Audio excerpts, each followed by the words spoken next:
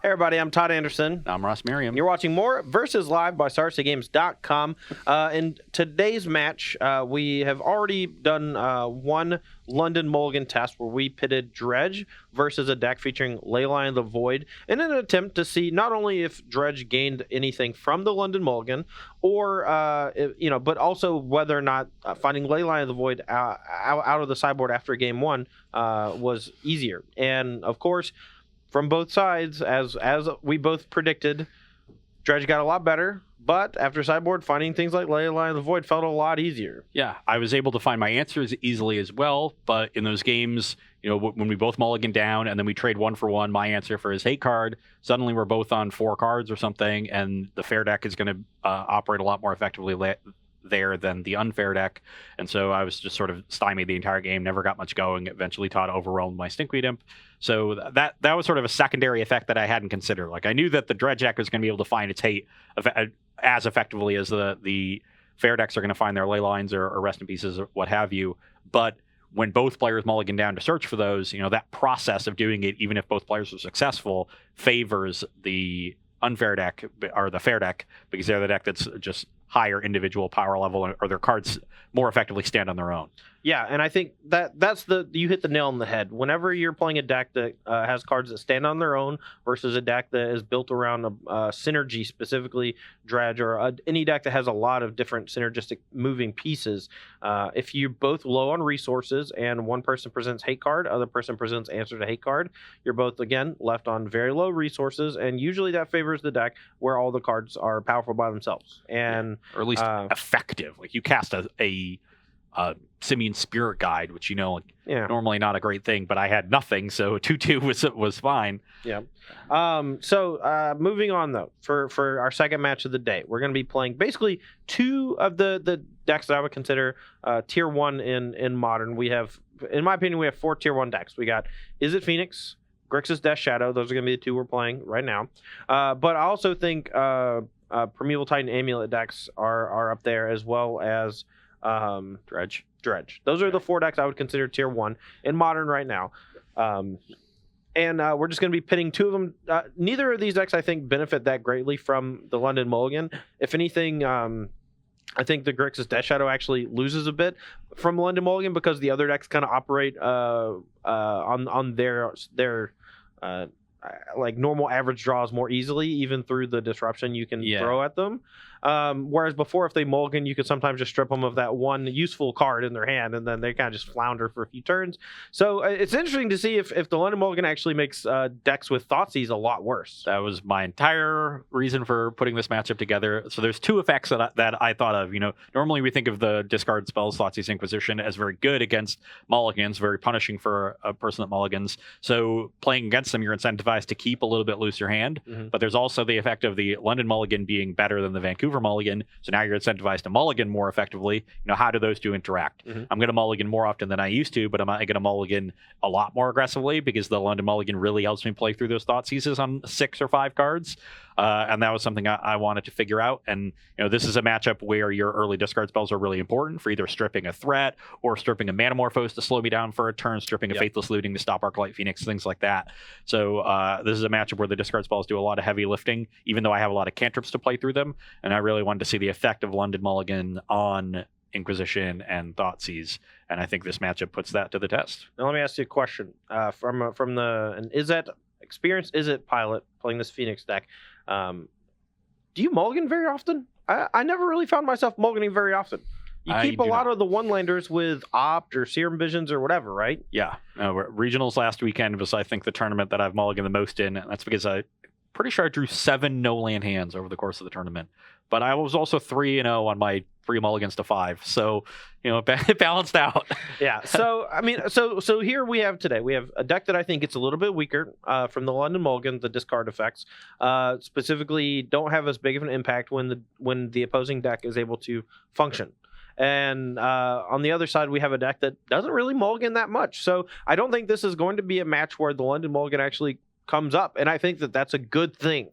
And, the more we see the London Mulligan not having a huge impact, I think that's a much better argument for implementing the London Mulligan in the long term, because you never want a mulligan to rule to decide how people build their decks, choose their decks, and sideboard against decks.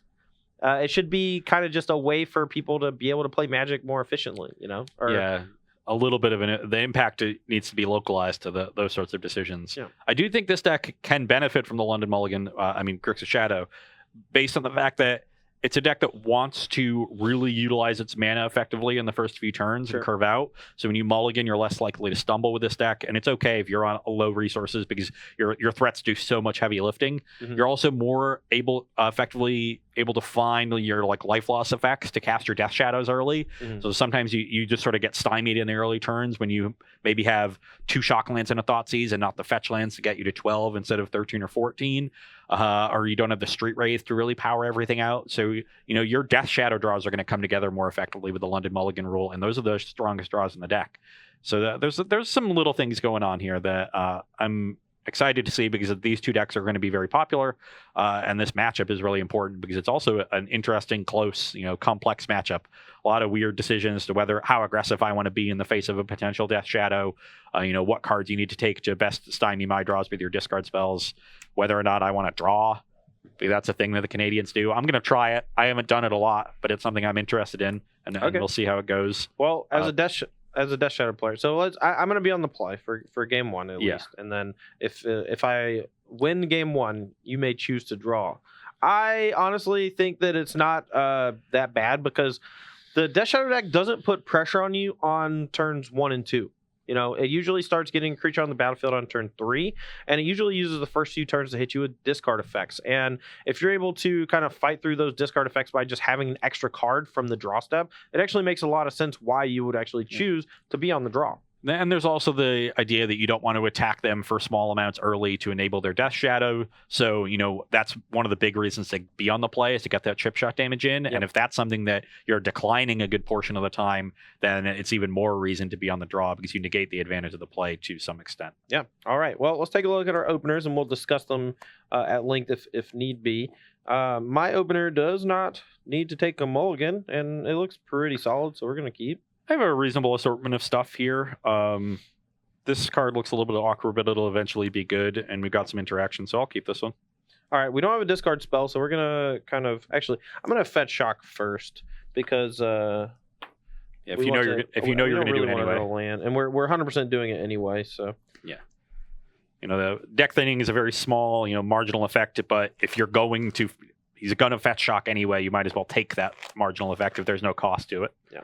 All right, so then I'm going to cycle to 15. Yep.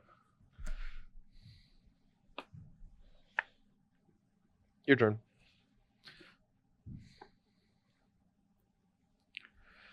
I will shock myself to 18. Okay. And pass the turn. I'll scour myself. Yep. Top 2. Draw for turn. So any land will cast Gurmag Angler here. Fetch land will let Todd play another spell with it. Although I guess that spell will be fine anyway. So any thoughts? I'm actually going to go to 12 and play 2 Death Shadows. This exposes them to 2 bolts, but with the way my hand is set up, if I get to untap with 1 shadow, I'll be in great shape.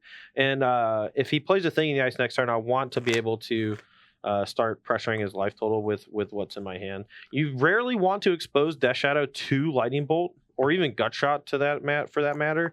But with the way my hand's set up, I think it's just important to deploy some threats. So I'm going to bolt there. It left me more potential outs to potentially get a Phoenix into play this turn to just spew the removal spell. Now we'll opt after we've seen our draw step as well.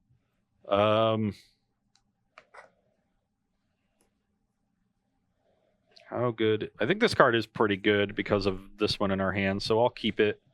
And while Todd is tapped out, I'm going to spew this Lightning Axe. Got to discard a mountain. Okay. Pass the turn. All right. And all that was just because I had a 3rd Death Shadow. And I'm going to go ahead and... Actually, I'm going to tap it like this. I'm going to fetch down to 9. Your turn.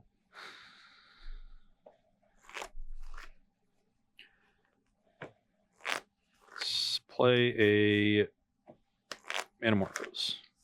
Step and Annihilate. Not surprised.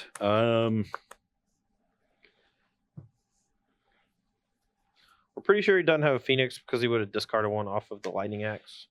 This exposes his Terramander to Bolt, but they're not playing many Bolts right now, and I could potentially just have a 2-turn clock next turn, starting next turn. All right, I'm going to go to 5. Dismember this. Ugh, that was... All right, so attack for 8. I'm at 10. Go. Scour myself. Okay.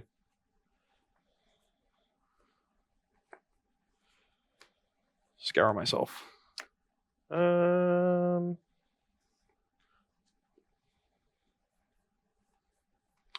Okay, so I don't think he has Faithless Looting, but he might. And if he hits Phoenix, I'm dead, which is pretty awkward. So I kind of want to Snap Stubborn this. I thought about Snap Stubbing the first one, but I didn't want him to play a thing in the ice. So he's not technically dead unless he taps out here. I think I gamble a little bit and just let this resolve. Okay.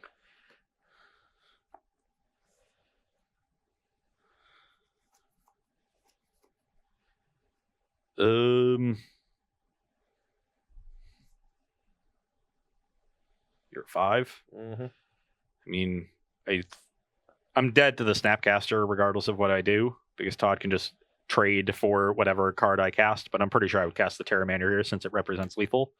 Well, now if I snap Dismember, I died a gut shot, which is pretty hilarious.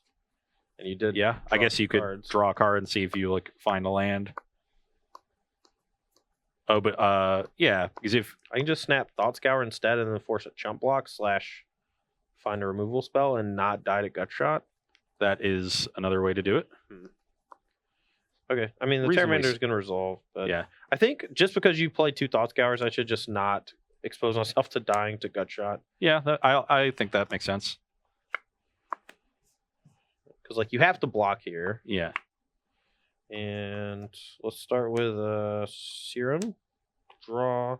Top 2. You can also find a Battle Rage that... Yeah. Thought Scour me. Ugh. All right. Definitely blocking here. Don't want to die to a Street Wraith. So you go to 8. And again, we could have played the Dismember at any point to try to win the game, but I just don't want to die to actual gut shot. And I'm going to give you 1 turn to find 2 Phoenix or Phoenix Bolt. Well, I've got 2 lootings in my hand, so we're going to see some cards. Looting's actually not that good here because of how it works with having to minus a card. So him drawing the opt here, I think is good. I think I want a looting first though, because if Thought Scour gives me basically the only way I win is more draws to Phoenix. I'm going to need to cast 3 spells, so there's the potential that I want a Lightning Bolt off an opt, but only if I see 1 Phoenix first. If you opt first, if you Faithless Looting first, you're going to end up having to discard either the 2 cards you draw or one of the opt or the looting, right? And that's fine. I'm casting 3 spells and hoping to hit some combination of 2 Phoenixes and or bolts. Okay.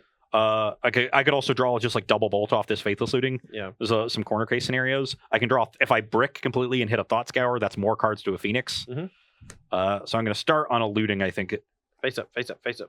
Looting and a thing. Yeah, these are both bad. Now I need to give myself more draws to Phoenix, I think. I actually think you need to looting and hit exactly Bolt Phoenix.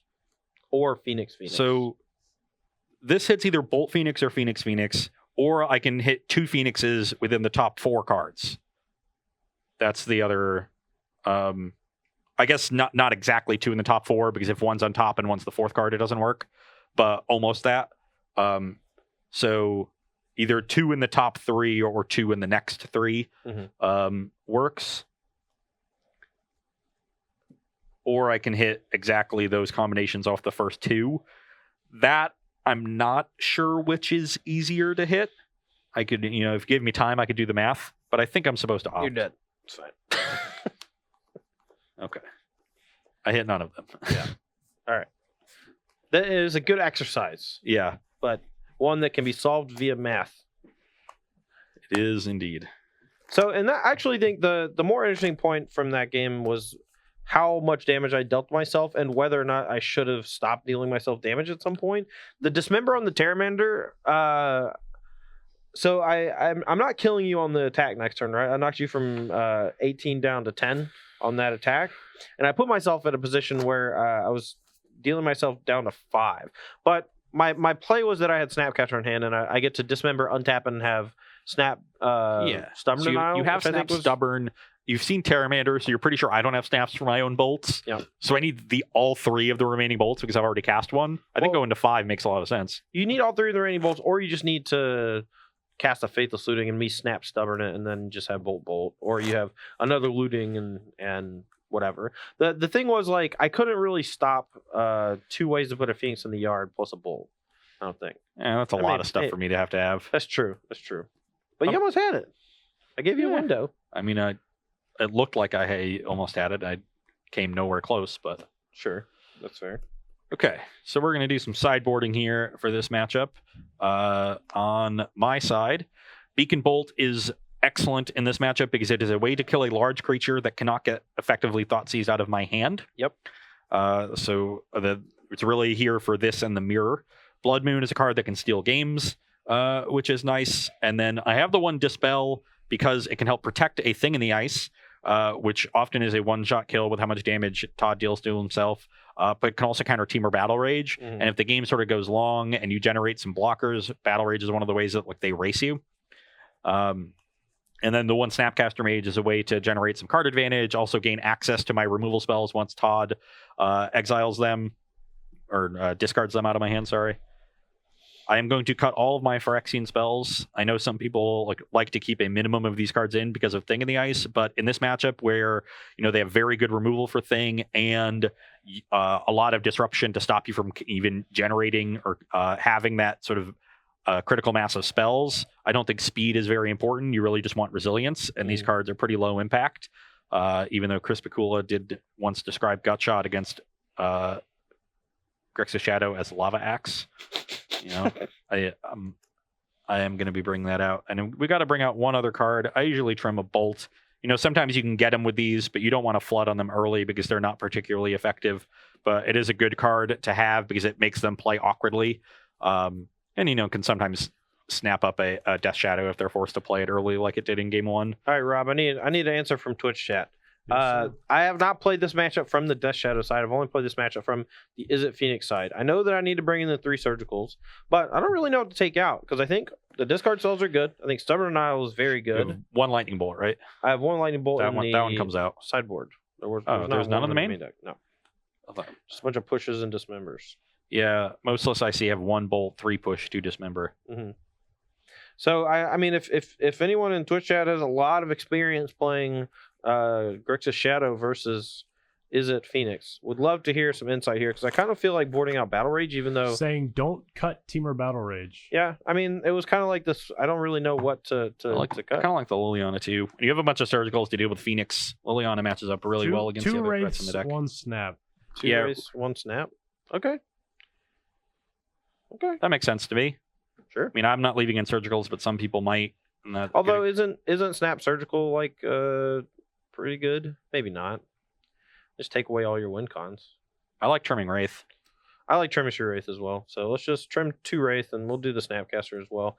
Games. So the reason why I'm trimming Faithless Looting is because I think the games are going to be constricted significantly, or I'm going to win very easily by taking your Phoenixes. And I think that in either of those scenarios, Faithless Looting's value just drops significantly because in the early turns, I can't really afford to just like spend a red mana at sorcery speed to like draw 2, discard 2.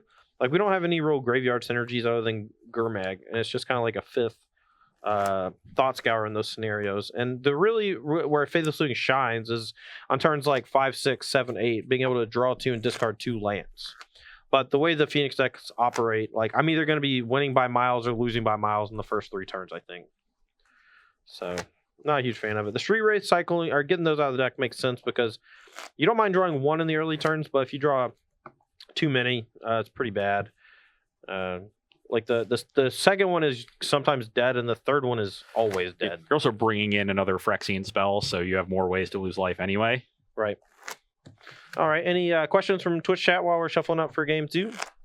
Yeah. So we've kind of gone over the impact of the mulligan rule on the on an unfair deck like Dredge, where it doesn't need as many cards. What about the impact on a deck like Storm that's looking to have like a critical mass? I actually think that it doesn't really affect those decks much at all. I think critical mass decks just need raw resources more than anything. It's going to let you have like some better starts where you get to keep like 6 and 5 card hands that allow you to play some cantrip effects and find your missing pieces. But it's not anywhere remotely the same as Dredge, where not only do you get to find your pieces via mulligan, you also just get to put the cards back in your deck that you want to hit later off of Dredge, which is the part to me that is the most disgusting. Yeah, any linear deck is definitely going to be helped out. I mean, every deck is. The question is, I guess, the degree to which they are helped. Right. And the more the deck is focused on the early game, I think the more it's going to help. The better a deck's late game is, you get to mulligan and like keep some more of your early game cards and get to that late game, so it helps you a bit. But it's an indirect help there because it's helping you get to the place where you want to be. So I would say control decks probably get helped the least. And the linear combo decks get helped the most. Mm-hmm. But the real question is how much different or how much better is the help that greater the help, there we go, that the linear decks get. And that's the tough question to answer. And we saw some cascading effects happen in the Dredge versus Eldrazi matchup. Hopefully we'll see a little bit here as well. But it's going to take a while for us to really suss out. I am going to be taking the draw here to try that out. Okay. This is not a great hand. Well, my hand is awesome, so especially on the play.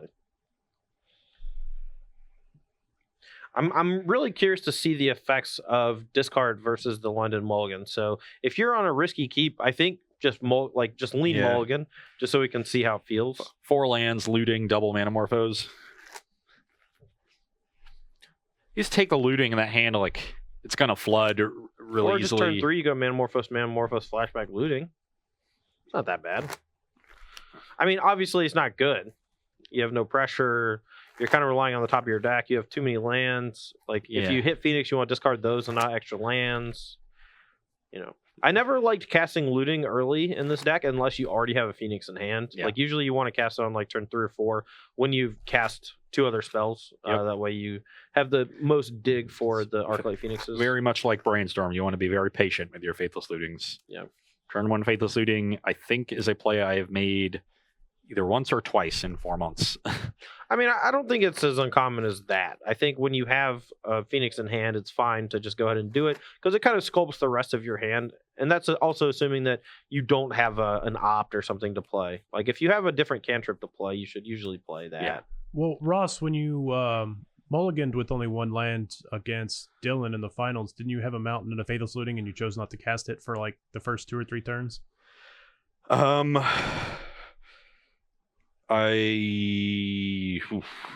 don't remember this game exactly. I do remember I had a mountain. This was game 3. Yes. And yeah, I did have a Faithless Looting that I declined to cast because it was just, especially in that matchup, putting myself down a card if I don't have a Phoenix is really punishing. Yep. And I wasn't really, he wasn't playing Shadow like he normally does. He was playing the Mirror.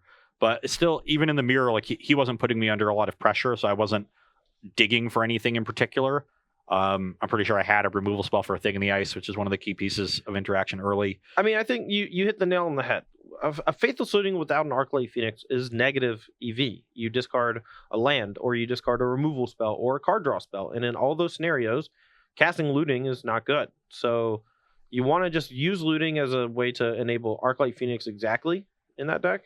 So if you don't have an Arclight Phoenix and you have something else to cast, just cast the other thing. Yeah, I did cast a looting on turn 1 of game 2 because I needed a second land, I believe. Yeah, and sometimes it's the only card draw you have, and it digs further than your other card draw too. Yeah. So, all right, so keeping this 6, it's not great. What was the 6? What was the 7? What'd you put on bottom? Because I want you to talk about it a little bit. You don't have another 4-lander, so I just put a land on the bottom. Sure, it was pretty easy. All right, so you chose to draw. So I'm gonna Mishra's Bauble myself because we have a fetch land and a land. Even though we have Snapcaster Mage, I think we don't want this card. So we're going to go to 17, and play a Inquisition of Kozilek and take your best card, getting a Watery Grave. And we cannot forget to draw the card on his upkeep. All right, we are taking Thing in the Ice. Yep. Odd, I know. And then I'll say go and draw a card. Spire Bluff Canal. Sure. Pass the turn. All right. What do I draw off that? Ooh, I drew a good one. Tilt. Draw for turn. And we drew a land like I assumed we would. So now the question is, so Ross is very unlikely to put me under immense pressure. So I'm just going to, I don't really want to shock myself. Because the easiest way for him to kill me here is just like peel Manamorphose into looting. Something like that would be pretty good. But, and I want to get this Death Shadow down as quick as I can, I guess. All right, your turn. Not a great draw, but we'll go Spire Bluff Pass. There's no reason for me to play into what Todd's holding when I have a Dispel. That's fine. Okay. Ooh, we had a TBR and a Surgical.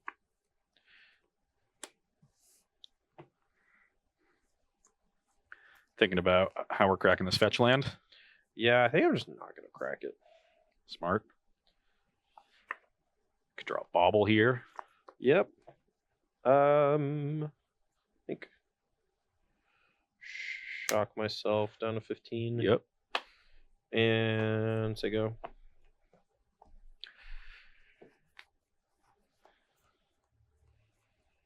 Okay, let's try to hit a nice chain of things. Manamorphose. Sure. Make blue red. All right. We got to get them out. Manamorphose. That's fine. Make blue red. All right. You got it, buddy. Come on, Faithless Looting.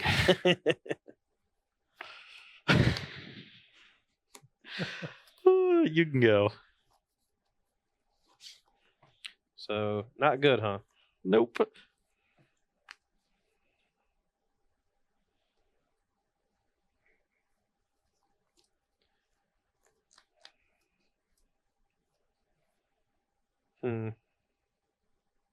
Okay, draw. I'll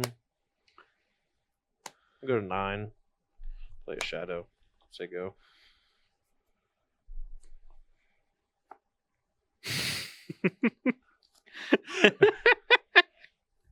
What's so funny? Oh, I drew the Faithless Looting Eternalite.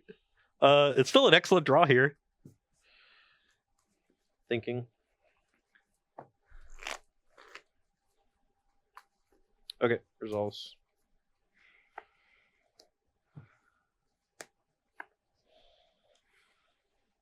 Okay, I will discard 2 Arclight Phoenixes. Okay, Play this land. I will Thought Scour myself. okay.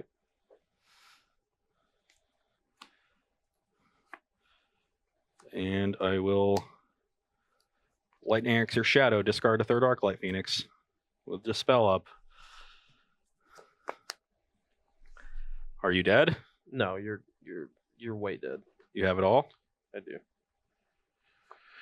Man, I thought this was going to be good. At least let me kill your Death Shadow. Yeah, my Death Shadow's dying, but you're losing the fight over the Well, snap surgical targeting Phoenix. so if So I you pay gotta- 2 life for that, then your Shadow's not dying. It'll be 6/6. Oh, right. Yeah. Well, I'll fetch for an island and Dispel. And, I'll stubborn your dispel. yeah, And you surgical gets all of your Yes. Phoenixes, and then I mean, you take 8. You're not dead, but you're in some trouble. So that fetch brought me to 19. I'm getting basic island, of course. Okay. And you're at 7. You know the last card in my hand is Thing in the Ice because of the surgical. Okay. The other Arclight in my deck should be gone. Man. Can't believe if you hadn't milled over the surgical, you'd be dead. Yeah. Also, I mean, I could have like snapped Inquisition last turn, but I was just holding Yeah. it for what Or- calls it. Well, if I just hit the Faithless Looting the turn before, But that would have been a miracle sequence of draws. So I think being at 7 here just means I don't die to double bolt, so we'll just do that. Attack 4, let's see, 8 puts you to 11. Play this tapped and play a Gurmag Angler. So need to exile 4. 1, 2, 3, 4. And now I'm exactly dead to Angler plus Shadow. Sure. That's a tilt too, because now I can't just block Snap and hope to like transform this thing and kill you from 7. I mean, I have a push anyway. Literally just have it all. Yeah, I told you I had it all. Resolves. I'll pop it in response. Well, I guess I wasn't going to be able to axe this thing if I drew it anyway, so I'm not sure what I was trying to draw. I don't know. Because I was short a card, even though I was going to hit the axe. I was so close on so many angles. You just... Had them all covered, man. Yeah. I see all the angles. That was a tough one. Yeah, I mean, I drew... sometimes... So this is the thing. A lot of the proponents of Grixs' Shadow are under the impression that this matchup is very good for Shadow, and I tend to agree. I actually thought the other way for quite some time, just because I kept beating Shadow, but the games were always really close, and my opponents just weren't drawing Surgical Extraction very often, and I think that was like a pretty big factor. And I think whenever the Shadow decks draw Surgical Extraction, like that's a pretty big deal. Yeah, when you have a bunch of good removal to match up against Thing in the Ice and Crackling Drake, usually it's Arclight Phoenix that gets you because that matches up well against those removal spells, the pushes, dismembers, lightning axes of the world. So when you pair those good removal spells with Surgical Extraction, at that point, Surgical Extraction isn't really a graveyard hate card. It's literally just the removal spell for Arclight Phoenix. Right. Like it is. That's what it is. Right. The same way that you look at, I have Lightning Axe as a removal spell for bigger creatures like Goyf and Gurmag Angler. That's what Surgical is. Now I'll say this. I think there's a chance that the builds of Arclight Phoenix, like the one you specifically brought today, is not necessarily the one that other people are playing. I know that some people are trying out Snapcaster Mage like in larger numbers in the main deck over like Terramander. Dylan Donegan, for example, had 2 copies of Snapcaster Mage and 1 copy of Pyromancer Ascension that I think help him win these like longer grindy games. But in this scenario, like you would need Snapcaster Mage to do a lot of heavy lifting in that spot, and I don't think it would have necessarily helped more than Terramander would have helped or whatever. You know? It's not like this game was long and grindy. You killed me on like turn 5 or 6. I guess that's true. It just felt like it was long and grindy because there's a lot of decision points. Yeah, right. So you've said that a lot of the Shadow players like this matchup from the Shadow side, and it's a matchup that I find scary from the Phoenix side because if your cards line up like you just saw in that game, you just run me over, and you have the threats you have the answers to cover every angle. The question is, and the difficult part is actually having the right answers at the right time, and your deck is less stable as a result because and if anything gets through, it basically kills you. Like if I untap with a Thing in the Ice because you didn't draw a push, you're just dead. The 7/8 is going to kill you very, very quickly because you've dealt damage to yourself. If you don't have the Surgical for the double Phoenix, you're just dead on the spot every time. Yep. So I put you to the test a lot, but you're a deck that can pass a lot of those tests. There's certain decks, and the best matchups for Phoenix are matchups where they fail one of those tests on a regular basis. Yeah. But you're a deck where like if you fail any of the tests, you're dead on the spot. Where some decks you could fail and they still have some counterplay. Now I'll say this: Izzet Phoenix is the main reason why I've started playing 4 copies of Surgical Extraction in all of my decks, basically between main deck and sideboard. And I think that like if you're playing Snapcaster Mage or you're playing the Mirror or whatever, like, and if you already want to play 3 copies of Surgical Extraction and Izzet Phoenix is becoming one of the better decks in the format, and Dredge is also seeing a lot more play, why would you not just play 4? That's my question. It's still modern. Like I played 10 rounds at regionals, 9 in the Swiss and 1 in the top 8, and I left in the 2 main deck Surgical Extractions twice. The 2 mirror matches, I boarded them out 8 times. So it's still modern. Right. Fun fact or quick question, I should say: how much do you think Surgical Extraction is listed for on StarCityGames.com? Probably around $60. 80. Sold out. Nice. It's getting up there. Yeah. Okay. $80. How do you feel that you did that to the market, Ross? Oh yeah, it's definitely Ross's fault. Sorry, Ross, not sorry. Yeah. Well, anyway, are you choosing to draw again? Oh yeah. Is your hand good? Mine's great. Mine is not good. Are you mulliganing? I'm keeping. This hand is already going to mulligan because I'm forced to turn 1 looting here because I only have 1 land and a bunch of expensive cards in my hand. I also have a non-basic with a Blood Moon. I have this Crackling Drake that's going to be hard to enable and cast. Same with Beacon Bolt, hard to enable. This hand is just not good. Okay. I had Looting Phoenix to mitigate that, but I had no other spells to return the Phoenix either. I also had 2 looting, so you couldn't take that with a discard spell, but that hand just... It's going to be so slow and clunky. Yeah. Any questions while we're shuffling? Yeah, just overall, do you feel like the new mulligan rule is going to make people look at ley lines more favorably as sideboard cards? Absolutely. But I also think it's just going to encourage a lot more back and forth sideboard play of, do they have ley line? If so, do I have if I'm playing burn, it's like, okay, they have ley line sanctity. Okay, well, do I have destructive revelry or whatever, and stuff like that. 7. Yeah, it's fine. That's the 4th time. Yeah. It's hard to, no, I get it. Old It's habits. hard. Yeah. Yeah, but I also don't think that that's very good. I don't think that the mulligan rule should incentivize people to build their decks in a certain way, or even to choose their decks. This is definitely a keep. The question is what card I want to put back. First, I guess the only 2 slam dunks are these 2. Those 2 are definitely staying. I could entertain arguments for any of these cards. I'm pretty sure we're supposed to keep this one just because it's so potentially powerful. This one is narrow but powerful. This one, because I don't have a lot of pressure right now with this hand, does not seem good, but I'm also not thrilled about having the 3 lands in a 6-card hand, but I do have plenty of ways to mitigate flooding. And then if I put back a land, which land do I want to put back? I actually think it's this one because my mana will be fine, and I want basics in case I draw Blood Moon. Mm-hmm.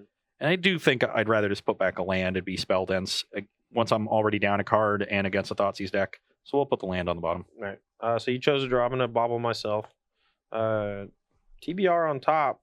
This card is not bad in the matchup, but we don't have a Death Shadow to pair with it yet. So I might shuffle it away. I think I am. So I'm just going to go to 17 and pass the turn. And then draw on your upkeep? Yeah. Okay. I will start on Spirebluff Canal. I also only have 1 land, and I want it to be Watery Grave right now, so don't really want to draw. So draw for the bobble. Yep. In your turn, I'm going to play a Thought Scour myself. Yep. Blood Crypt. Okay. Draw. Cycle Street Wraith. So you're at 15. Cycle Street Wraith. 13.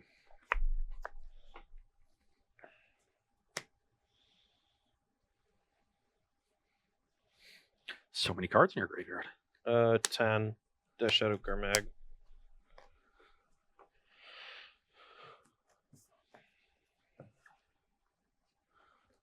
So I gotta get rid of 6. 3, 4, 5. In step, 6. I will opt. Sure.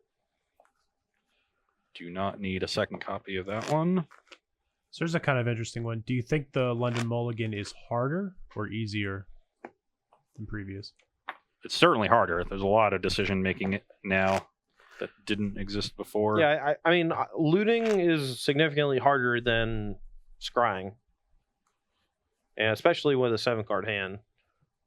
Like, you can take a look at a scry and be like, okay, this complements the rest of the cards in my hand nicely. You're 10? Yep. You could have surgical, too. There's so many ways for you to blow this up. But, like, what else am I going to do? I don't know. I don't have anything else going on. If I wait, then I lose it to a fetch land. But, I guess maybe then I can try to, use the bolt aggressively.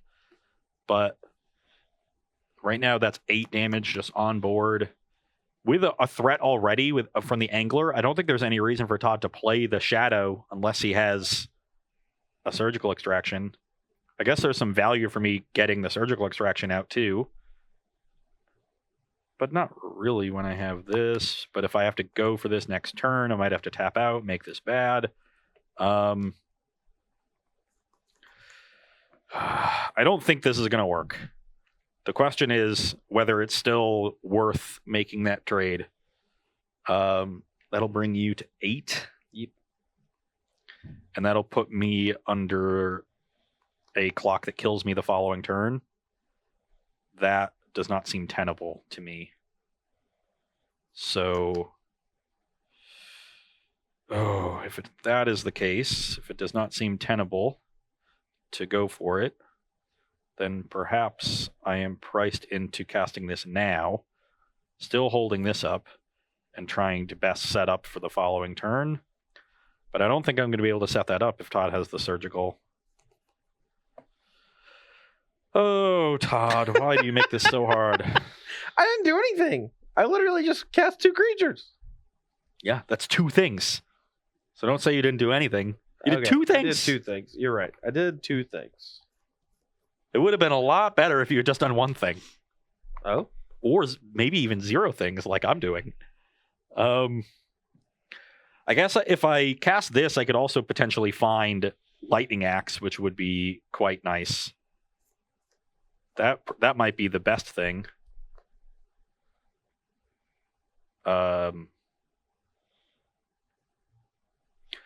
Okay, I don't think putting myself dead in 2 turns is good, while also trading a card to do so. So I'm going to cast Faithless Looting.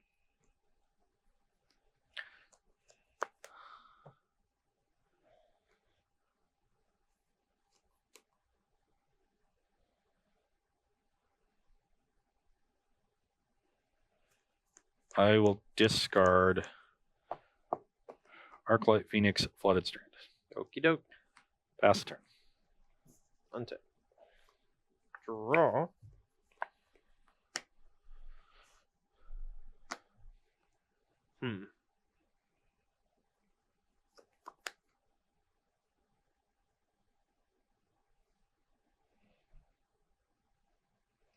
Alright, attack for 8. Take 8. Get you 12. Yep. Your turn.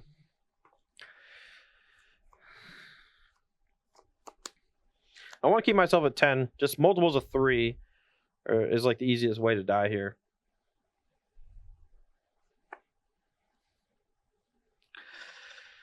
Got punished for casting your Faithless Looting, huh? No, I did not get punished. I've just drawn way too many lands this game. Make you feel any better?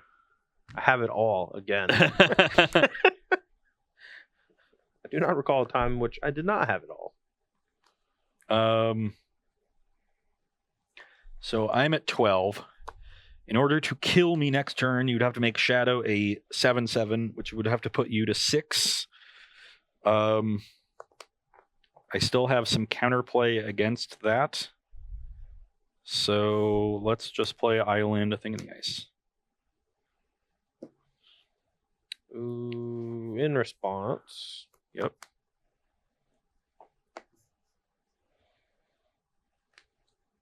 Thought Scour me. Yep.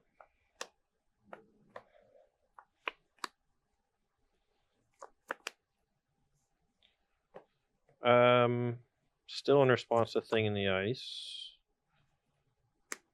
Gonna cast Surgical Extraction using black mana on Arclight Phoenix. Resolves. Okay, take them. So now Todd is going to be careful about putting himself to 6 unless he has it. See, I have it. You're dead. I have it. You're dead. I'm gonna Fetch Shock Push. You're gonna counter, and then I'm gonna Battle Rage you, or vice versa. So Fetch Shock is going to put you to 7. Yeah, and then I have another fetch for Battle Rage. So you're either dead from the attack with a Fatal Push resolving, or vice versa. I know that I actually milled over a Blood Crypt, so and I need to make sure I have a second one. If not, then I just have to Fetch Shock, untap, and then do it on my turn, which is fine. But we just have the perfect information from the surgical, so we'll just get Steam Vents and then put me to 7. I would certainly dispel the Fatal Push. Because I have to Fetch Shock, so I can double bolt anyway. Yeah. So we go to 7. We're not doing it yet. We have to draw for Oh. turn. And then we go to 6. We go push. He dispels. I fetched to I fetched to 9 and dispel. So and that puts me to 6, and that means this is 12, which he is at 12. Well, I'm at 9 after Fetch Shocking. And yeah, and then I'll Battle Rage and attack. Or whichever one you don't block. Or wait, no, I have to doesn't do matter. it to this. So this is a 12 minus 4 is 8, and 5 is 13. It doesn't matter because I'm at 9. Yeah. So if you Battle Rage this, it's still dead. Well, Clean games from Shadow. London Mulligan had a little bit of effect on your draws. How did you feel with it? Like, did it kind of smooth it out a little bit? Like, I mean, it certainly helped my draws. Like, otherwise I would have been even more flooded than I was. Both games, I felt like, both games, it looked like very complete blowouts because Todd just covered me on every angle. But both games I put him to several tests, he just had the answers. And that's how this matchup goes very often, because they do have all the tools, like I was saying earlier. And if they answer the tests, if they answer the questions, then you just die. Yep. A big thing is whether or not they land a threat on turn 2 or 3. And Todd was able to land threats on turn 2 pretty consistently there. I mean, two of the games actually double threat on 2. And one time it was double Death Shadow that were 1/1, so it wasn't that hard to deal with. Like 2 bolts was able to clear them, or bolt axe or whatever. It was, but I purposefully deployed them to force him to have the answers for both, because I was going to fetch Shock on the next turn and have a 4/4 Death Shadow with Stubborn and I'll backup. And if he just failed to kill both of them, that still just left me in such a hugely advantageous spot. And I had the backup, so it wasn't that big of a deal. And playing that way is much better against a non-interactive Phoenix draw.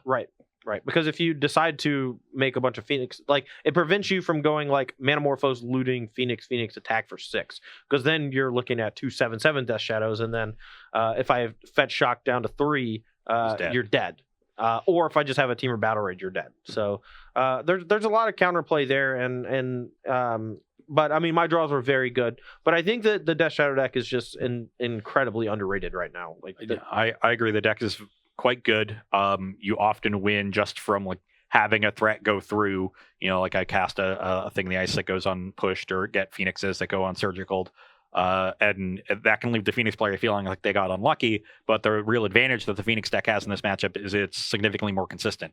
The Death Shadow deck, you need to deal yourself a certain amount of damage, but not too much damage. You need to have all the right answers line up. And you have some cantrips to help you, but not the same degree that this deck has. So the consistency, and then adding a little bit of removal so you can occasionally deal with that first threat on top of the X's, and then there's also the threat of Blood Moon. So like, how many games are you going to want to fetch basics so you can play around Blood Moon? How many games can you do that? Because it really hurts your Death Shadows to fetch basics aggressively. So there's a lot of things that you have to worry about, but if you do end up covering all of them, then the games look pretty easy, like you saw there. And that's why Shadow is a really scary matchup, because there's a lot of draws out of the Shadow matchup that I just can't really do anything about. I just present my cards and say, can you answer all of them? And if they say yes, I'm dead.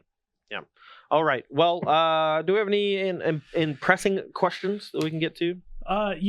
Since this was the list you played at Regionals, Ross, were you completely happy playing it this weekend, or do you feel like there were any changes that probably would have been better? I mean, my list changes every single week. There's never a point where I will tell you play my exact list the following week, because that Magic changes every time. So every list I have should be taken as like the list that I wanted at that moment in time. And the list that I played last weekend had 4 main deck Phyrexian spells, 2 main deck Gutshot, in addition to the Surgicals, because I thought that humans had a good chance of picking up. And, I was fortunate. I got paired against a lot of decks where Gutshot was good. I played against Elves, I played against humans twice, I played against Spirits, and I played against Counters Company in the second to last round. So I had 5 matchups where Gutshot was really good. I also considered trimming a Blood Moon because I thought big mana decks might be a little bit down. Played against 3 big mana decks after making the decision not to cut a Blood Moon. The last card that I cut from my sideboard was 1 Leyline to try to hammer home Dredge. Never ran into Dredge. So got a little fortunate with matchups, but looking at the results from regionals, I don't think the decks where Gutshot was really good performed that well. Like, humans didn't really go perform as well as I expected. And so I'm not expecting as much of that this weekend. I think I can go back down to 1 Gutshot. I'm considering still playing a Noxious Revival, another Phyrexian spell. Because I want to be lean, because the metagame's pretty fast. Yeah. Noxious Revival is a very good anti-surgical card. Yeah, I'll say this. I tried Noxious Revival for 2 leagues on Magic Online, and it never felt good. It is an underpowered card. Yeah, and I think the games where you just have any free spell and the free spell is worthwhile, it doesn't really matter what it is. But I think the card with the highest upside, or the 2 cards with the highest upside, are very clearly Gutshot and Surgical Extraction. And I think if you're going to play this middle of the road card like Noxious Revival, like, you're just doing it wrong. Like, just make sure that when you draw them in the right spots, they're just a home run. Make sure if you have Surgical in game 1 against Dredge or the Mirror, it's going to end the game if you draw it. If you have Gutshot against a creature deck, it's going to end the game if you draw it. And I think that you just want those like high impact 0 mana cards. Oh man, I got to gut shot a mana creature on the same turn where I transformed Thing in the Ice to bounce Devoted Druid when my opponent was stuck on 1 land. Yikes! Holy moly! They play turn 1 mana creature, I played land go. They play Devoted Druid, I axe it, untap, play Thing. They just play second Devoted Druid with no land still, and just transform it while killing their mana creature and strand it in their hand. It was gorgeous. Regardless, so there's some. So I'm playing around with that second gut shot spot this weekend. We're gonna have a what we'd play probably going up tomorrow. I think they usually go up on Wednesday. Yeah. And you'll see I talk over some of the flex spots in the list and what I'm considering. I thought I might take a Flame Slash because I'm a little worried about Thought Knot Seer. It's also just an additional a third removal spell for big creatures in the mirror. Are you still playing 2 Lightning Axe? Yeah. Or do you go back to the 2 axe? Yeah, I went back to 2 axe because I cut Izzet Charm. I always really liked the 1 axe 1 Flame Slash. So did I. And I like actually boarding instead of Running Volley just another Flame Slash. Because of Thought Knot Seer, I'm going back. If I play a card like that, it's going to be Flame Slash over Rending Volley. But I might main deck with Flame Slash to get an extra sideboard spot and have an extra card in the main for the mirror to deal with the bigger creatures. Yeah. So I went back to Axe for 2 reasons. One was because I was cutting these at Charm, so it gives me another discard outlet. Yeah. 2, the Rise of Terramander, and Axe deals with Terramander where Flame Slash doesn't. Yep. Reality Smasher is a similar thing, although Axe is pretty bad against Smasher. 3 cards to kill 1 5/5. So, I mean, sometimes it's worth it. I've done it where I discarded 2 Phoenixes, so yeah, that was pretty good. All right. Regardless, there's a couple changes that I'm going to make based on things that I see from regionals. There's a lot of affinity. We have 10 out of the 11 regionals results in there. Affinity was the second most popular deck in top 8s, or tied with Tron at 6 copies across 80 lists. And that's a matchup where you want gut shot, any Inkmoth Nexus deck in particular. So maybe I still keep it with the gut shots because of affinity too. There's a few considerations, but the list isn't going to change by more than 3 or 4 cards. Yeah. All right. Well, if you want to see more about Ross's thoughts on Izzet Phoenix, you actually had an article that went up today. Yeah. 4 common myths that people believe about Izzet Phoenix. So I dispel a lot of those myths, counter those. 1 blue mana, pretty easy. And go through a lot of them. I got some praise on Twitter from Ryan Overturf. Ryan Overturf approved. Yep. Thank you for the shout out there. So be sure to check that one out. That is live right now. But we're going to take a short break. Probably not enough for you to read the article, but enough for you to skim it and then come back and get our 3rd match. Yeah. All right. Well, don't go anywhere. We'll be right back for more Versus Alive.